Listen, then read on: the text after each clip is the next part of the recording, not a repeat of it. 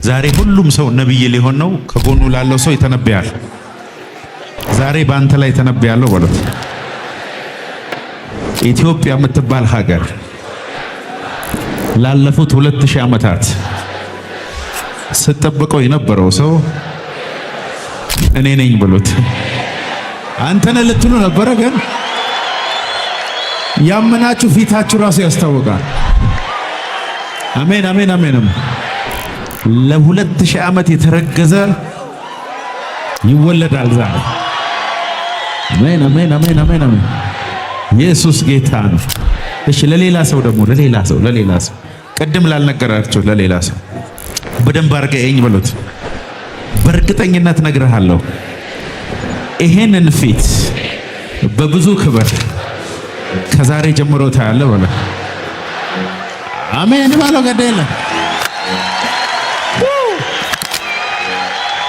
ቁጭ በሉ። ኢየሱስ ጌታ ነው። ዛሬ ማገለግላችሁ በመንፈስ ስለመሞላት ነው። በመንፈስ መሞላት ብሎ እስቲ ባካ። ክርስትና ሃይማኖት አይደለም። ከእግዚአብሔር ጋር በመንፈስ የምናደርገው ህብረትና አንድነት ነው። ክርስትና እግዚአብሔር በሰው ውስጥ ምድር ላይ ሲገለጥ ነው። አሜን በሉ ግዴላችሁ። ክርስትና መንፈስ ቅዱስ እግዚአብሔር ባንተ ውስጥ ራሱን ማኒፌስት ሲያደርግ ማለት ነው። በዚህ ሜንታሊቲ ካልሆነ በምድር ላይ የምንኖረው ብዙ ስህተት እናመጣለን። ክርስትና ጥሩ ጸባይ ጨዋ መሆንም አይደለም። ጫትና ሲጋራ ማቆምም አይደለም። ቃሙ ደግሞ እያልኩ አይደለም። ክርስትና የእግዚአብሔርን ሕይወት በመንፈስ ቅዱስ ኃይል ምድር ላይ መግለጥ ነው። ደስ አይልም? እናንተ የእግዚአብሔር ቤተ መቅደሶች ናቸው። ኦ ማይ ሎርድ። ብዙ ጊዜ እኔ ቤት አካባቢ ሲያልፉ ሰዎች የአፖስትል ታምራት ቤት እኮ ነው ያያችሁት፣ እዚህ ነው የሚኖረው ምናምን ይላሉ። አንዳንድ ሰው ገና ገባው ሳልናገር ገባው። አይገርም? እዚህ ነው እንደሚኖረው። አዎ ሰፈሩ እዚህ ነው። አዎ አሁን በሩን ባንኳኳ አለ ያው መኪናው በር ላይ ቆመው አለ። መላእክቶች ደግሞ አንተ አጠገብ ሲያልፉ ይኸው የእግዚአብሔር ቤት This is the house of the Lord. አሜን አሜን። እናንተ የእግዚአብሔር ቤተ መቅደሶች እንደሆናችሁ አታውቁም ነው ይላል። አልተረዳችሁም? አልገባችሁም? Your body is the temple of the Holy Spirit ይላል። ይከርማል። ዳዊት እንደ ልቤ ፈቃዴን የሚያደርግ a man after my own heart የተባለው ለእግዚአብሔር ድንኳን ሰርቶ የዳዊት ድንኳን ሰርቶ የእግዚአብሔርን ፕሬዘንስ ወደ ኢየሩሳሌም ሆስት ስላደረገ ጎልያድን ስለገደለ አይደል፣ ታበርናክል ነው የሰራው። እና እግዚአብሔርን እንደዚህ ብሎ ጠየቀ፣ እግዚአብሔር ሆይ አንድ ነገር ብቻ ለምንሃል። ንጉሥ እንዴት አንድ ጥያቄ ብቻ ይኖረዋል? መዝሙር 27 ላይ እግዚአብሔርን አንዲት ነገር ብቻ ለመንኩት፣ እሷንም እሻለሁ በሕይወቴ ዘመን ሁሉ የሱን ግሎሪ ይመለከት ዘንድ። የአማርኛው በእግዚአብሔር ቤት እኖር ዘንድ ነው የሚለው። የእንግሊዘኛው እንደሚል I may dwell in the presence of the Lord all my days of my life. I may dwell in the presence of the Lord. I may dwell. እስቲ ያውጣው መዝሙር 27 One thing I have desire of the Lord, that will I seek after, that I may dwell. ይሄኛው King James I may dwell in the house of the Lord ይላል። Amplified I may dwell in the presence of the Lord. I may dwell in the house, in his presence all the days of my life. የዳዊት ሚስጥር ገባ? ከጎናችሁ ላለው ሰው የዳዊት ሚስጥር ገባ በል። ዳዊት ዌፐን አለው፣ ሴክሬት ዌፐን አለው። ያ ዌፐን እንደሆነ ታውቃላችሁ? the presence of the Lord ይባላል። አሜን። የእግዚአብሔር ክብር ማለት the glory of God means the manifested presence of God ማለት። አንዳንድ ሰው ቅባት አለው፣ አንዳንድ ሰው እምነት አለው፣ አንዳንድ ሰው ግን ክብር አለ። በጣም ይለያያል። እስቲ አሜን በሉ። ብዙ ሰዎች እምነት የመጨረሻው ትልቁ ነገር ይመስላቸዋል። እምነት ግን ፕራይመሪ ነው። አንዳንድ ሰዎች በእምነታቸው ትላልቅ ነገር ያደርጋሉ። አንዳንድ ሰዎች ደግሞ እግዚአብሔር ሲቀባቸው በቅባታቸው ልክ። አንዳንድ ሰው አጋንንት ለማስወጣት አይታገልም ማለት ብቻ ነው የሚጠበቅበት። ይሄን የሚሰማ አጋንንት አለ። አንዳንድ ሰው ሲያስነጥሰው አጋንንት ይወጣል። በነገራችን አይቼ ስለማቅ ነው። ኧረ እባክህ ላስወጣ አይደለም እዚህ ሲል እዛ ጋር ይጮሃል። ቆይ የአጋንንት የማስወጣት ፕሮግራም የለኝም እያለ ሰውዬው ሁሉ ይጮሃሉ። ለምን? የአጋንንትን የማስወጣት አኖይንቲንግ ኦፕሬት ያደርግ። አንዳንድ ሰው ዝም ብሎ ሲጨብጥ ሳትታመም ትፈወሳል። የፈውስ ቅባት አለ ላውል ጤንነትን አፕግሬድ ያደርገዋል። አሞ እኮ አያውቅም፣ ዝም ብሎ ቅባቱ አፕግሬድ ያደርገዋል። የመጨረሻው ግን ምን እንደሆነ ልንገራችሁ። the glory of God ይኸውልህ እምነትና ቅባት አያስፈልግም። ግሎሪ ሲኖር አይደለም ሌላ አንተ ራስህ አታስፈልግም። መቆምና ማየት ብቻ። አንተ ራስህ መቆም የማትችልበት ግን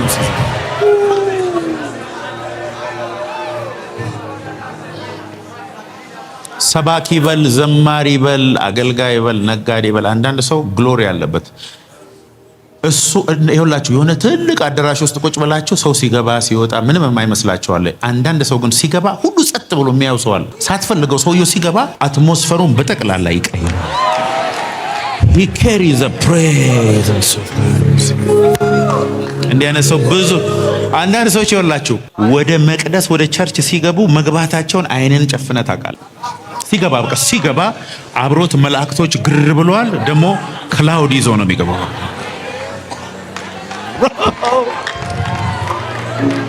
እግዚአብሔርን አንዲት ነገር ለመንኩት እርሷንም እሻለሁ በሕይወቴ ዘመን ሁሉ I may dwell in the presence of my Lord። አሜን አሜን አሜን። በዚህ ኮንፈረንስ ጌታ ምን እንዳለ ልንገራችሁ። ፕሬዘንሱን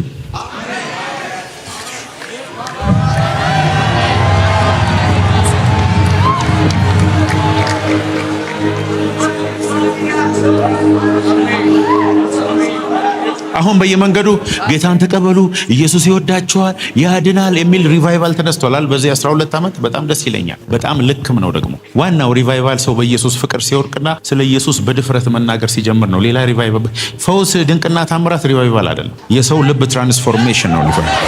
ይሄ ደግሞ በዚህ 12 ዓመት ሆኗል። ብዙ ሰዎች ቢክዱም ይሄ በኢትዮጵያ ምድር ሆኗል። አሁን ቀጣዩ ግን ምን እንደሆነ ልንገርህ። the season of glory ይባላል።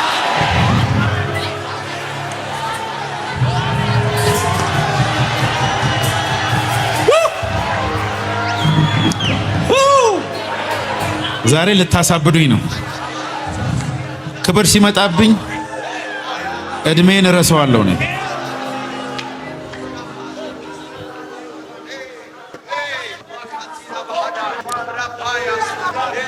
Second Chronicles 5:13. Second Chronicles 5:13. The temple of the Lord was filled with a cloud, and the priests could not perform their service. ዜና መዋዕል 5:13 እስቲ 14 ቆይ 13 መለከቱንም የሚነፉ መዘምራኑም በአንድ ሆነው እግዚአብሔርን እያመሰገኑና እያከበሩ እግዚአብሔር ቸር ነውና ምሕረቱም ለዘላለም ነውና እግዚአብሔርን አመስግኑ እያሉ በአንድ ቃል ድምፃቸውን ወደ ላይ ከፍ አድርገው በመለከትና በጸናጽል በዜማ ዕቃ ሁሉ እግዚአብሔርን ባመሰገኑ ጊዜ ደመናው የእግዚአብሔርን ቤት ሞላው። ደመናው የእግዚአብሔርን ቤት ምን አደረገው ይላል? ሞላው። ቁጥር 14 የእግዚአብሔርም ክብር የእግዚአብሔርን ቤት ሞልቶት ነበርና ካህናቱ ከደመናው የተነሳ መቆምና ማገልገል አልተቻላቸው። ከዚህ በኋላ ኢትዮጵያ ውስጥ በእናንተ አገልግሎት ሰው ገና ግቢ ውስጥ ሲገባ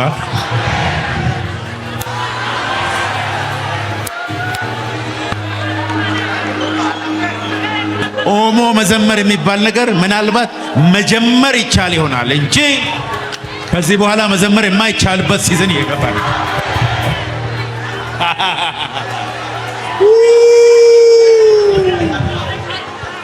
የእግዚአብሔርም ክብር በሉ ባካችሁ የእግዚአብሔርም ቤት ሞልቶት ነበርና ካህናቱ በሉ ከደመናው የተነሳ መቆምና ማገልገል አልተቻላቸው። ደመናው ይዟቸው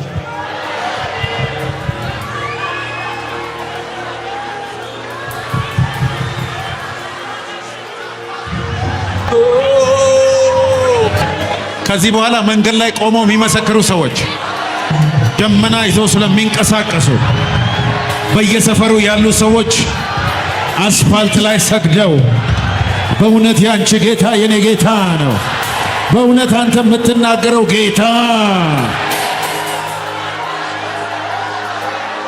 we need the cloud of the glory of God.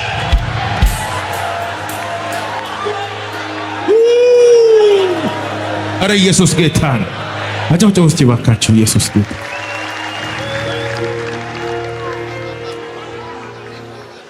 ከጎናችሁ ላለው ሰው ንገሩት፣ የኔ አገልግሎት የክብር አገልግሎት ነው። ሻባቃታላ ከጎናችሁ ላለው ሰው ንገሩት፣ የኔ አገልግሎት የክብር አገልግሎት ነው። እግዚአብሔር በዘመን መጨረሻ ያስቀመጠው የመጨረሻው ክብር በኔ በኩል ይገለጣል። ከ2018 ጀምሮ በኢትዮጵያ ምድር ላይ የክብር ቱሪዝም ይጀምራል።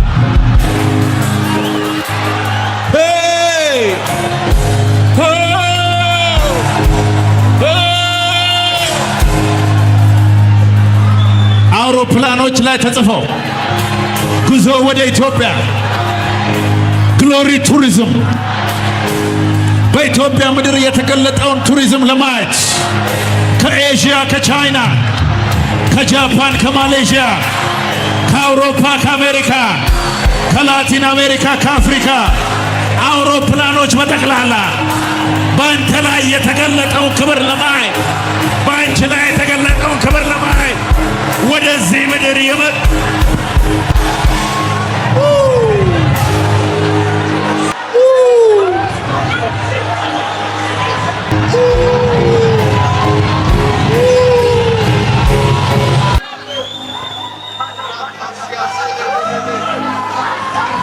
እስቲ ሁሉም ሰው ያንብብ።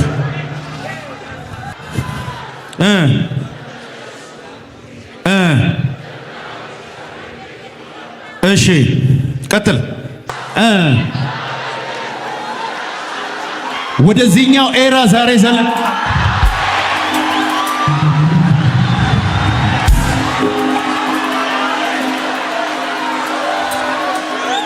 የተሻለ ኪዳን ውስጥ አለን እኛ። ከዚህ በኋላ ተረት ተረት የምናወራበት ዘመን ያበቃል። እጅን አንሳ፣ ቁጭ በል እባክህ፣ ሜልኮል ምናምን አንልም። ከዚህ በኋላ ደመናው ይመጣል፣ መቆም አትችላል።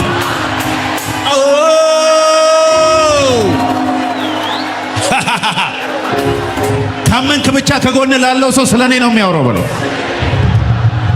ይኸው አንደበት ላይ ኃይል አለ። አሁን እያወራ ያለው ስለኔ ነው በለው። ስለኔ ነው በለው። ነው ዛሬ የሚያወራው ስለኔ ነው በለው።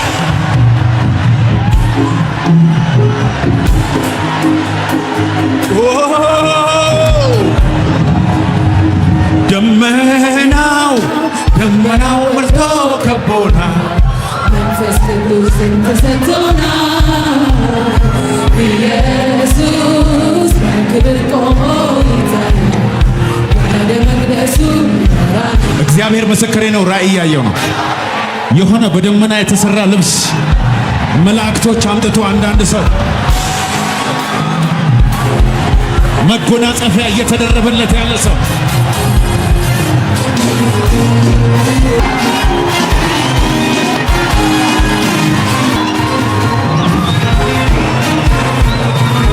ቁጭ በል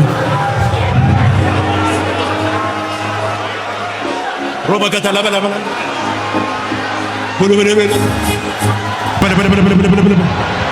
አንቺ በቆምሽበት ከዚህ በኋላ ማስታወቂያ አያስፈልግም። ደመናው መጥቶ ቤቱን ይወርሰዋል።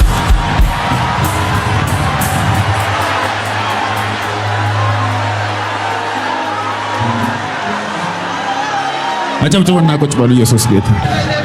ካህናቱም በሉ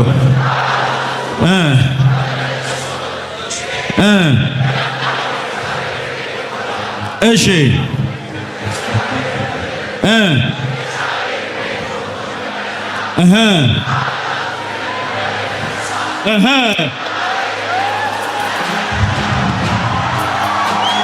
ደመናው መጥቶ መቆም የሚችል ሰው የለም። No, no, no, no, no, no, no, no, no, no, no, no, no, no, no, no, no, no, no, no.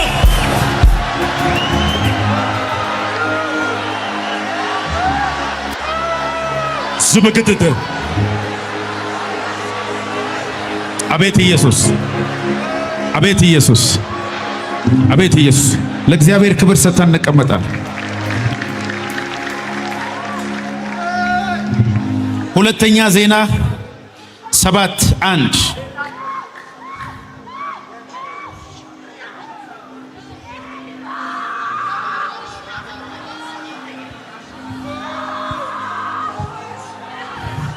ሰለሞንም የጸሎቱን በፈጸመ ጊዜ እሳት ከሰማይ ወርዶ የሚቃጠለውን መስዋዕት ሌላውንም መስዋዕት በላ፣ የእግዚአብሔርም ክብር ቤቱን ሞላ። ቀጥል። የእግዚአብሔርም ክብር የእግዚአብሔርም ቤት ሞልቶት ነበርና ካህናቱ ወደ እግዚአብሔር ቤት መግባት አልቻሉም።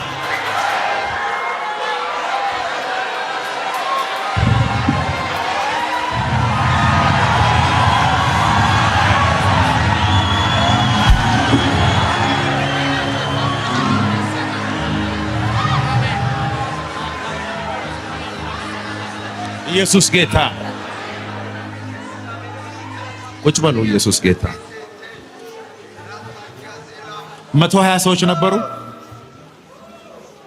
በአዲስ ኪዳን ሊመጣ ስላለው ቤት የተሰራ መቅደስ ነው። እነዚህ ካህናት ሲያገለግሉ የእግዚአብሔር ቤት መጥቶ መቆም አቃታቸው። ከዛ ጌታ ኢየሱስ ለ3 ዓመት ተኩል ሐዋርያቱን ካስተማረ በኋላ ሞተ፣ ተሰቀለ፣ ከሞት ተነሳ፣ ለ40 ቀን በየቀን በብዙ ማስረጃ መነሳቱን ካሳያቸው በኋላ ወደ ላይ ያደረገ አንድ ነገር ተናገረ። ወደ ላይ ይወጣ ጀምሮ ማለት ነው። ሐዋርያት ሥራ ምዕራፍ 1 ላይ ቁጥር 4 ላይ ኢየሱስ ወደ ላይ አየር ላይ እንደዚህ እየሄደ የተናገረው ምን ማለት ምን እንዳለ ነገራችሁ። በኢየሩሳሌም ቆዩ፣ ከጥቂት ቀን በኋላ በመንፈስ ቅዱስና በኃይል ትጠመቃላችሁ። ዮሐንስ በውሃ አጥምቆ ነበር። ዮሐንስ ሐዋርያት ሥራ ምዕራፍ 1 ቁጥር 4 ዮሐንስ በውሃ አጥምቆ ነበር።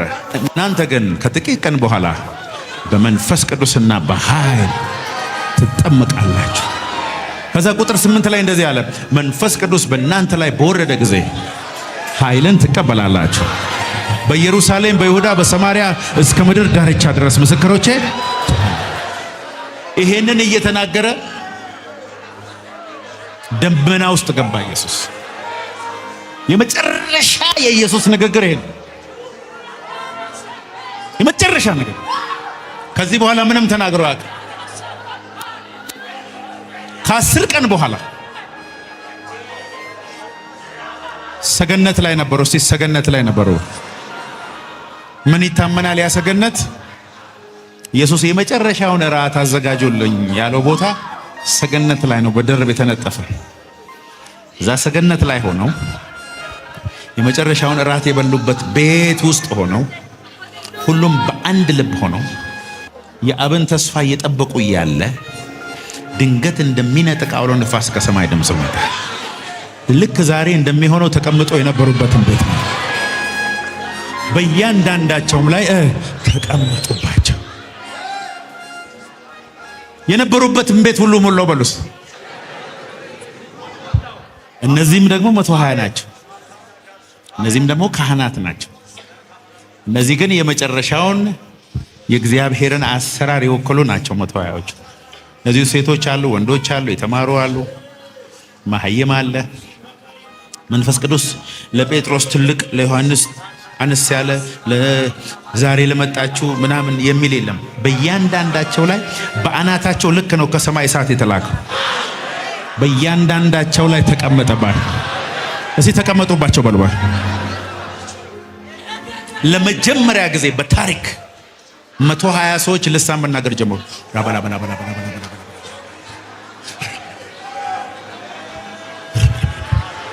መንፈስ ቅዱስ ተሞልቶ የማያውቅ ሰው ዛሬ በግድ ይሞላታል።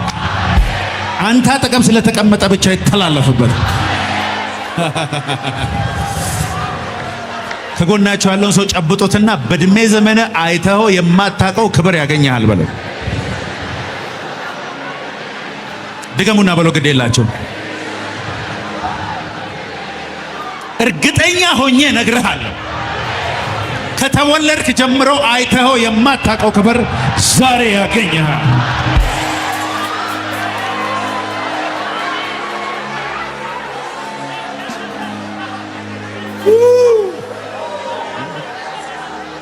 ኢየሱስ ጌታ ነው። ቁጭ በሉ። ያው ታሪኩን ታውቃላችሁ። ምዕራፍ 2 ላይ መንፈስ ቅዱስ ተሞሉ። ምዕራፍ 3 ላይ እድሜው ከ40 ዓመት የሚበልጥ ሰው ሽባ ተረተሩ። ከዛ በኋላ በካህናት በፈሪሳውያን በምን አካባቢ ነውጥ መጣ። በነገራችን ላይ ሃይማኖተኞች የሚጠሉት የመንፈስ ቅዱስ እንቅስቃሴ ነው። አንዳንድ ሰዎች በጣም ጥሩ የእግዚአብሔር ቃል የሚያስተምሩ የሚመስሉ የእግዚአብሔርን ኃይል ግን የካዱ እዚህ ምድር ላይ አሉ።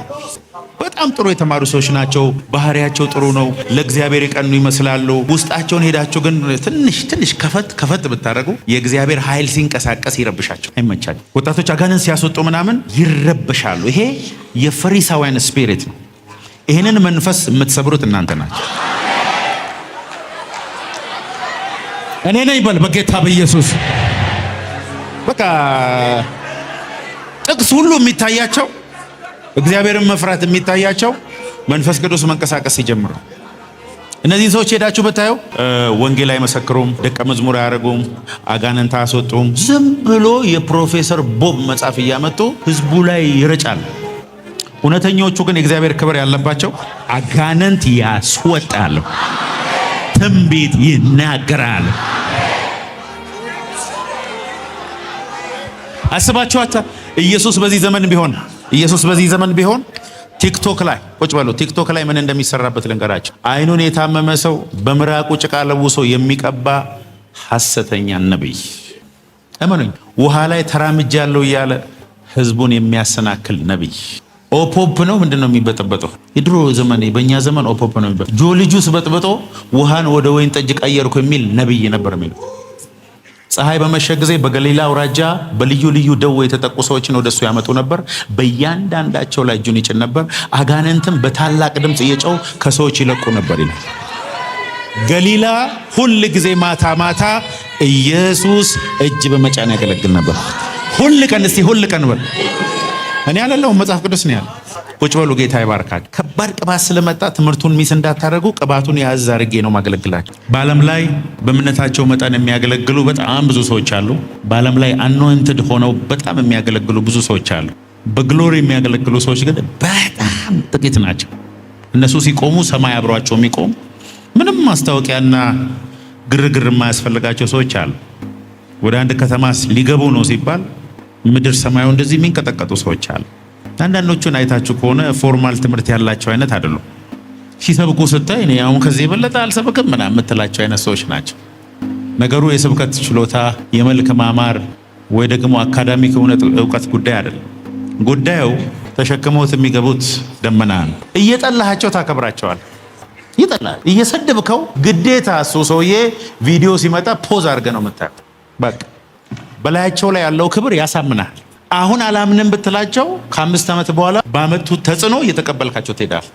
እየጨመሩ እየበዙ እየሰፉ እየተደበደቡ ወደ ላይ እየወጡ ነው የሚሄዱት። እንደዚህ አይነት ሰዎች ክብር ያለባቸው ሰዎች።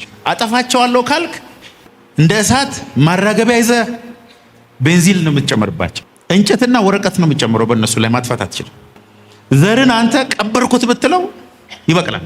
የክብር ሰዎች እንደዛ ናቸው። ዛሬ የሆነ የክብር ሰው የመፍትሄ ሰው ነው በሉት። ከጎናቸው ያለው የሰማይ ፖርታል ነው። ሄቨን ነው እዚህ ምድር ላይ ግሎሪ ማኒፌስት የሚያደርግ። በጣም የሚገርመው ግን ይሄንን ክብር እንድንገልጥ የተጠራ